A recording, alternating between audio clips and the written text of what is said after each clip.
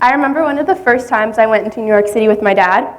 I was about 10 years old, and I was dying to go into the city with him alone.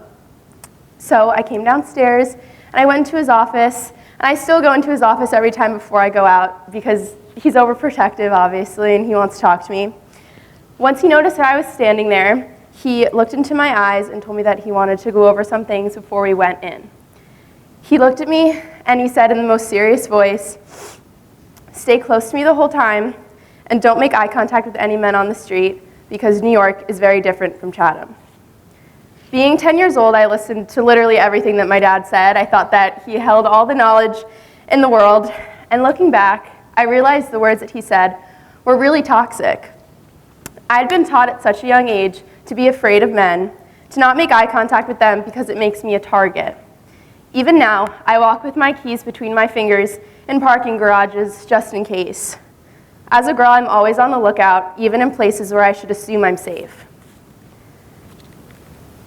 One night, a girl had gone out with some friends.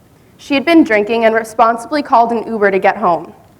She got into the car that she thought was the Uber, but when she realized she was in grave danger, it was too late. The car that she had gotten into was not her Uber. This is the story of Samantha Josephson. Samantha never made it home that night because she was murdered by the man who she thought was the Uber driver. It was a chilling crime of opportunity, one that literally sent shivers down my spine when I heard it. Another reason for women to be scared of the world. No wonder my mom hates when I Uber alone. Sometimes I get so angry at the world, and for a brief second, I think that my life would be so much easier as a man. I would be safer, wealthier, have so many more opportunities in life.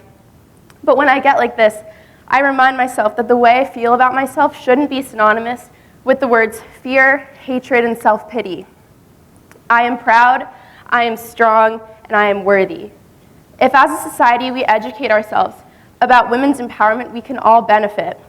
We need to erase the stigma that men can't be feminists and that wanting equal rights for women is lame. Being in high school, everyone has their own opinions, myself included. I read an article from Time magazine in which Laurie Anderson, the author of the book Speak, a popular book about the rape of a high school student, tours the country and gives presentations to high schooler students like us about rape and about the book. She documents her experiences and shares them openly, and the most interesting thing that she found out was that the boys, after presentations, would come up to her and ask questions. She was surprised that boys wanted to know more about rape. They wanted to know what it means, how it happens. She says that commonly, high schoolers come up to her and say that they don't believe that the main character in Speak was raped because the lines of consent were blurry. She powerfully explains they don't understand the impacts of rape. They don't understand that 94% of women who are raped experience PTSD symptoms, and nearly a third of the victims still have those symptoms 9 months after the rape, and 13% of women who are raped attempt suicide. The statistics are honestly horrifying. We need to empower women. We need to educate boys and other girls about the impacts of rape. We need to provide this education so people can truly understand what it means to be a woman. It has also been shown that there is a correlation between gender inequality and poverty. When women are not given the same chances as men, society suffers. In fact, in some countries, women literally need permission from their husbands just to work. You can imagine how that can affect an economy. Studies show that there is a correlation between women working for a company and the company's positive financial success. When we give women the opportunities needed to succeed, different levels of society succeed too.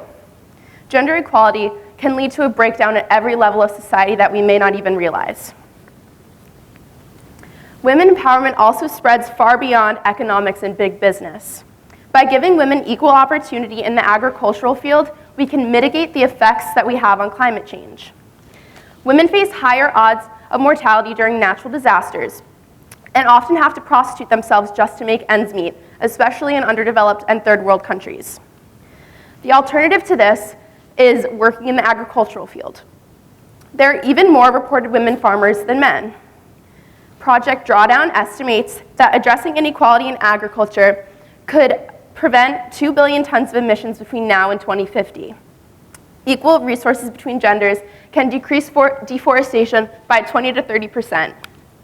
We have to give women the education and resources needed that they can fix climate change.